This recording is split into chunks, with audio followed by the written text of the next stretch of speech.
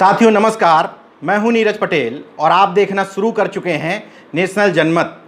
कमाल करते हैं योगी जी। कानून है, हाई कोर्ट है, सुप्रीम कोर्ट है, संविधान है, नागरिक के मूल अधिकार हैं, अभिव्यक्ति की स्वतंत्रता है। इन सारी चीज़ों को धता बताते हुए लगातार आपकी सरकार के राज्य में सरकार पर जरा भी सवाल उठाने वाले तमाम सारे सरकारी कर्मचारियों को न सिर्फ उनका पद से रिवर्ट किया जा रहा है, निलंबित किया जा रहा है, बल्कि अब तो सचिवालय सेवा के अपन निजी सचिव संघ के 9 साल अध्यक्ष रहे अमर सिंह पटेल जी को उनके पद से बर्खास्त ही कर दिया गया है। केवल अमर सिंह पटेल जी का ये पहला प्रकरण नहीं है। आपकी सरकार के राज में ही उप निदेशक सेवायोजन राजीव यादव जी पर आरोप लगे कि उन्होंने फेसबुक पर कुछ लिख दिया। इसके बाद उनके पद से रिवर्ट करते हुए उनको सेवायोजन अधिकारी बना दिया। उनका मामला कोर्ट में चल रहा है। जगदीश प्रसाद यादव मार्केटिंग इंस्पेक्टर हैं खाद्य एवं रसद विभाग में, उनको भी निलंबित किया गया था इसी तरह कुछ लिखने के कारण। कोर्ट ने स्टे लगा दी, मामला रुक गया। राम बिरज रावत सचिवालय में समीक्षा अधिकारी हैं, उन पर भी फेसबुक पे कुछ लिखने का आरोप लगा था, जांच अभी चल रही है। जयपाल सिंह अब हमारे बीच में नहीं हैं। बेहद दुखद बात है कि कोरोना के कारण कुछ दिन पूर्व ही उनका निधन हुआ था। सेक्शन ऑफिसर हुआ करते थे, उनके ऊपर भी आरोप लगे कि उन्होंने सोशल मीडिया में कुछ लिख दिया, तो उनको रिवर्ट करके समीक्षा अधिकारी बनाया था। हाई कोर्ट ने उस पर स्टे दे दिया था। योगेंद्र कुमार वर्तमान में सचिवालय का जो सुरक्षा दल है उसके अध्यक्ष हैं, उन पर भी कुछ लिख देने के कारण सोशल मीडिया पर कार्रवाई की तलवार लटक रही है। अकेले ये कुछ उदाहरण नहीं है। मेरी जानकारी में 12 शिक्षक, एक बीएसए, एक आईपीएस और एक डिप्टी डायरेक्टर ऐसे हैं जिनके ऊपर इस सरकार ने सोशल मीडिया पर सरकार की आलोचना करने के कारण कार्रवाई की तलवार लटका दी है। इससे पहले कोई और सरकार आपकी नज़र में आती है क्या जो इतनी डरी हुई हो कि सोशल मीडिया की पोस्टों से इतनी ज़्यादा भयभीत हो जाती हो कि सरकारी कर्मचारियों पर सीधे कार्रवाई की तलवार लटका देती हो? इस मामले में अगर कर्मचारी आचरण सेवा नियमावली का फायदा उठा करके ज़्यादातर पिछड़े और दलित वर्ग के कर्मचारियों पर कार्रवाई की जा रही है तो सोचने का विषय ये है। तमाम सारे अधिवक्ता बताते हैं कि कर्मचारी राज्य सरकार का एम्प्लॉय होने के साथ ही साथ इस देश का नागरिक है और संविधान के तहत एक सामान्य नागरिक को जो अधिकार हैं, अभिव्यक्ति की स्वतंत्रता के तहत या एक नागरिक होने के तहत, वो भी तो वोट डालता है। क्या सरकारी कर्मचारी किसी पार्टी को वोट नहीं डालता?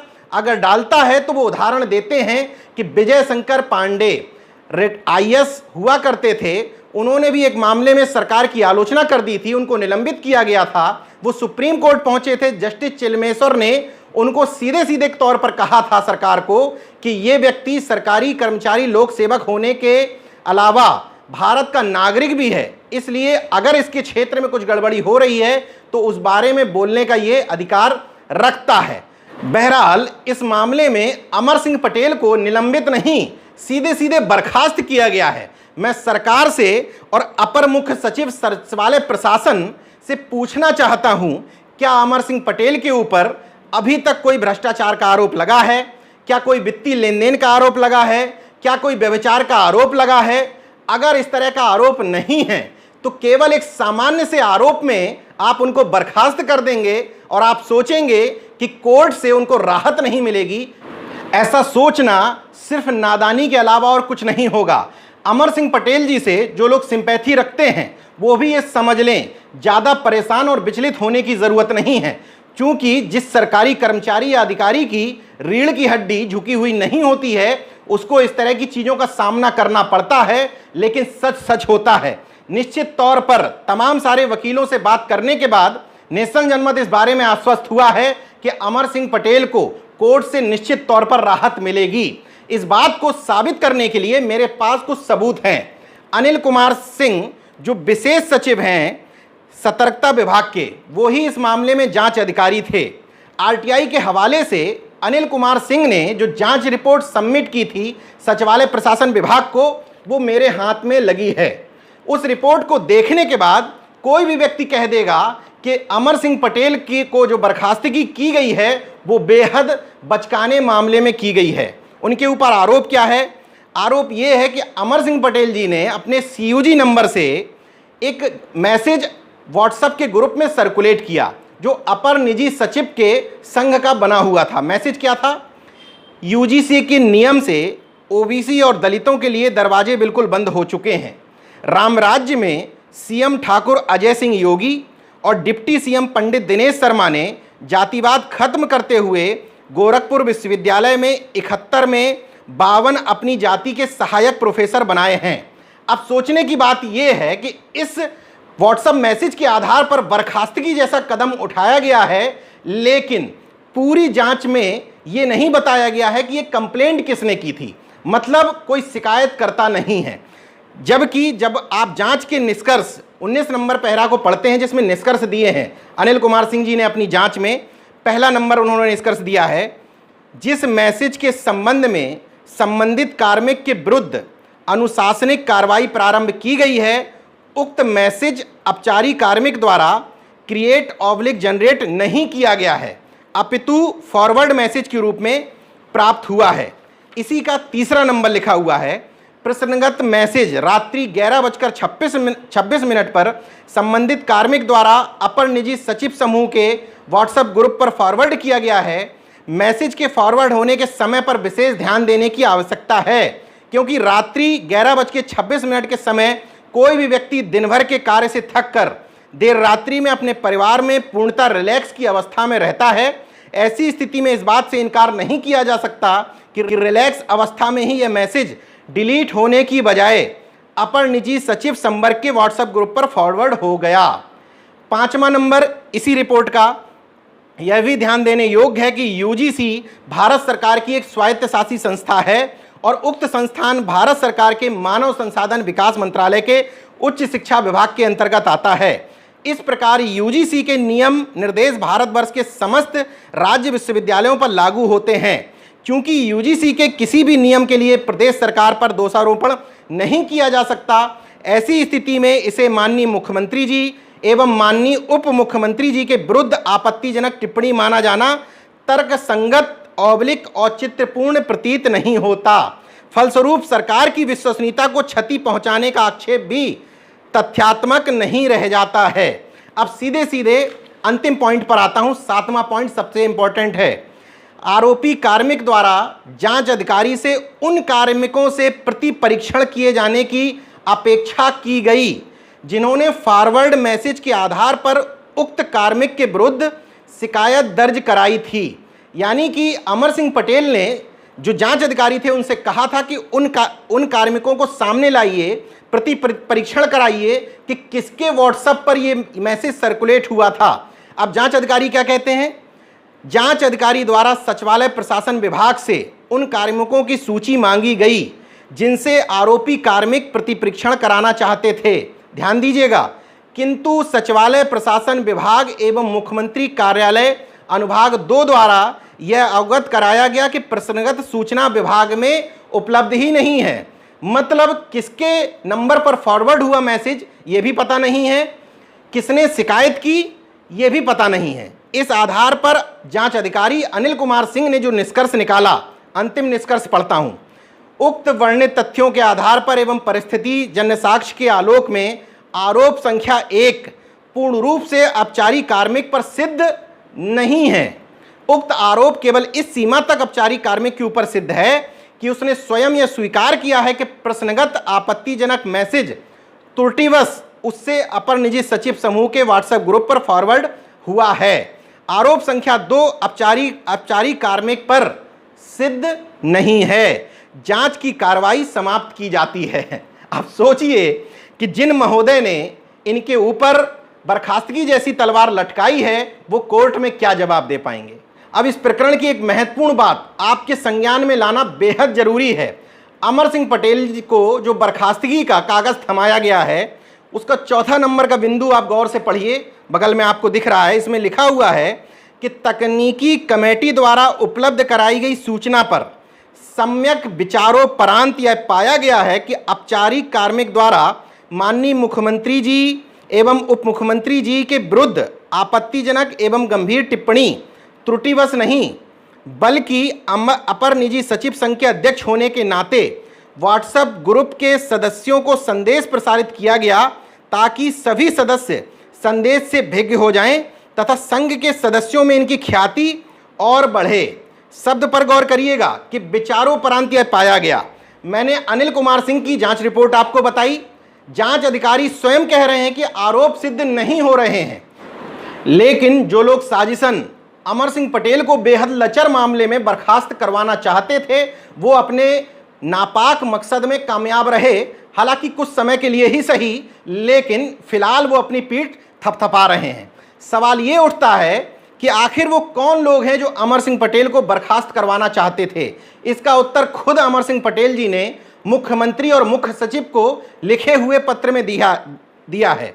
अपने पत्र में वो लिखते हैं कि अपर मुख्य सचिव तत्कालीन सचिवालय प्रशासन विभाग महेश गुप्ता और उनके अपर निजी सचिव जो खुद एक गोलीकांड में वांछित हैं और उस समय निलंबित थे, अनंत प्रकाश त्रिपाठी, इन दोनों लोगों को अमर सिंह पटेल से व्यक्तिगत तौर पर दिक्कत थी।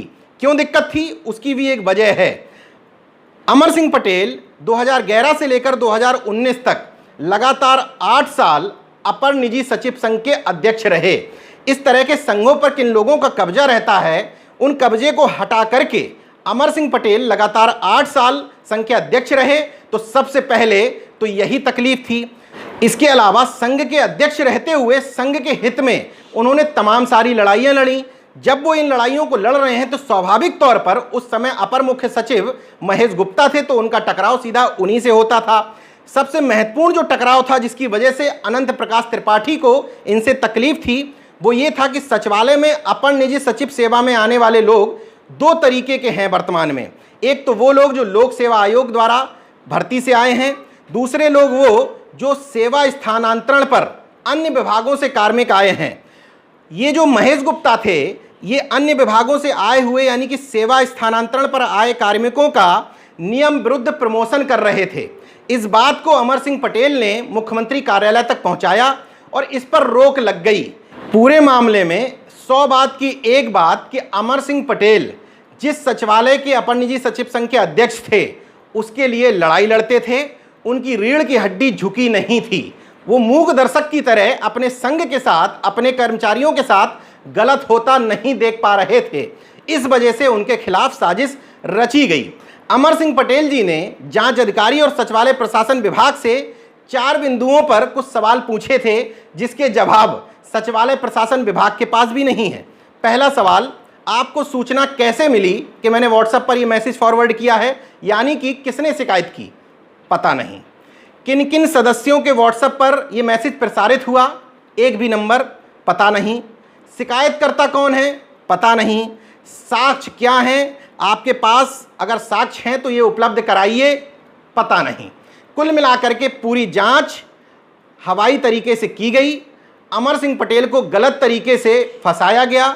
अमर सिंह पटेल जी का इस मामले में यहाँ तक कहना है कि उच्च अधिकारियों ने मुख्यमंत्री को और मुख्यमंत्री कार्यालय में बैठे हुए तमाम जिम्मेदार अधिकारियों को बिना जानकारी दिए यानी कि अंधेरे में रखे हुए ही इस काम को अंजाम दे दिया। अब सबसे महत्वपूर्ण बात कि अमर सिंह पटेल जिस समाज से आते हैं उस समाज के तकरीबन 30 विधायक भारतीय जनता पार्टी और अपना दल यानी कि सत्ता में शामिल हैं और तकरीबन 4 विधायक अन्य पार्टियों में यानी कि 34 विधायक वाले समाज से आते हैं। तो आखिर 2 साल 2 महीने तक चले इस प्रकरण में के बाद भी अमर सिंह पटेल की बात कोई मुख्यमंत्री तक क्यों नहीं पहुंचा पाया और क्या पहुंचाने की कोशिश नहीं की गई, उसका उत्तर भी आपको बता देता हूं। ऐसा नहीं है कि विधानसभा और विधान परिषद में ये मामला नहीं उठा, बिल्कुल उठा। राम गोविंद चौधरी समाजवादी पार्टी के नेता हैं और नेता प्रतिपक्ष हैं, उन्होंने ये मामला उठाया। लालजी वर्मा जो बहुजन समाज पार्टी के नेता हैं, सुषमा पटेल जो बसपा की विधायक हैं, इन तीनों लोगों ने विधानसभा में ये मामला उठाया। इसके अलावा विधान परिषद में नरेश उत्तम पटेल समाजवादी पार्टी के एमएलसी और प्रदेश अध्यक्ष हैं, इन्होंने भी मामला उठाया। वासुदेव यादव समाजवादी पार्टी से एमएलसी हैं, इन्होंने न सिर्फ विधान परिषद में ये मामला उठाया बल्कि अपने फेसबुक पर भी ये पोस्ट किया है। नेशनल जनमत को भी फ़ोन करके उन्होंने इस बात को लेकर के आश्वस्त किया है कि अमर सिंह पटेल की आगे भी लड़ाई लड़ी जाएगी, क्योंकि गलत तरीके से नियम विरुद्ध केवल साजिशन उनको बर्खास्त किया गया है। वो तो यहां तक लिखते हैं कि अगर समाजवादी पार्टी की सरकार आती है तो अमर सिंह पटेल को उनके पद पर बाकायदा सम्मान के साथ बहाल करवाया जाएगा। इसके अलावा चौधरी अमर सिंह सोहरतगढ़ से विधायक हैं, सिद्धार्थनगर से। उन्होंने अमर सिंह पटेल जी के साथ स्वयं जाकर के कई जगह उनकी मुलाकात करवाई है, सहायता की है। स्वामी प्रसाद मौर्य कैबिनेट मंत्री हैं, उन्होंने पत्र भी लिखा और स्वयं जाकर के इस मामले पर कई लोगों से बात भी की। रमाशंकर पटेल राज्य मंत्री हैं विद्युत मंत्रालय में, उन्होंने भी अमर सिंह पटेल की कई जगह पर मदद की है। सरदार सेना से लेकर के तमाम सारे सामाजिक संगठनों ने प्रदर्शन किया है। सरदार सेना ने नेशनल जनमत को इस बात को लेकर आश्वस्त किया है कि आने वाले 1-2 दिनों में सरदार सेना की तरफ से उत्तर प्रदेश के तकरीबन हर जिलों में ज्ञापन दिया जाएगा, क्योंकि ये केवल एक अमर सिंह पटेल का प्रकरण नहीं है। तमाम सारे पिछड़े, दलित और यहाँ तक कि सवर्ण वर्ग के अधिकारी और कर्मचारी जो सरकार से सवाल करना चाहते हैं नागरिक के तौर पर, उनके ऊपर सीधे सीधे निलंबन, बर्खास्तगी या डिमोशन की कार्रवाई की जा रही है। पिछड़े और दलित वर्ग के अन्य नेताओं के और अमर सिंह पटेल के अपने समाज के अन्य नेताओं का, जिन्होंने आवाज़ नहीं उठाई, उनका नकारापन देखिए कि विधानसभा में मामला उठने के बाद संसदीय कार्य मंत्री सुरेश खन्ना जी ने खुद विधानसभा में कहा था कि मैं पर्सनली इस मामले को दिखवाऊंगा और कार्रवाई नहीं होने दूंगा। इसके बाद भी प्रदेश अध्यक्ष जिस समाज से आते हैं, जिस पार्टी के सत्ता में शामिल है अपना दल, उस पार्टी ने जब तक अमर सिंह पटेल की बर्खास्तगी नहीं हो गई तब तक कुछ नहीं किया। लेकिन उनकी बर्खास्तगी होने के कारण इज्जत भी बचानी थी। स्वतंत्र देव सिंह खैर पत्र भी लिखने वाले नहीं थे, अभी तक उन्होंने पत्र भी नहीं लिखा, लेकिन पत्र का झुंझुना एक सामने आया है। अपना दल के दोनों बड़े नेता अनुप्रिया पटेल, आशीष पटेल की तरफ से कोई भी बयान नहीं आया। उनके एक प्रवक्ता हैं, प्रवक्ता की तरफ से एक पत्र जारी करवा दिया गया। उसी पत्र को घुमा घुमा कर के लोग बता रहे हैं कि हमारे नेता ने अमर सिंह पटेल जी की लड़ाई लड़ी। बहरहाल इस पूरे मामले में समाज के नेताओं को जो कुछ करना था वो कर चुके।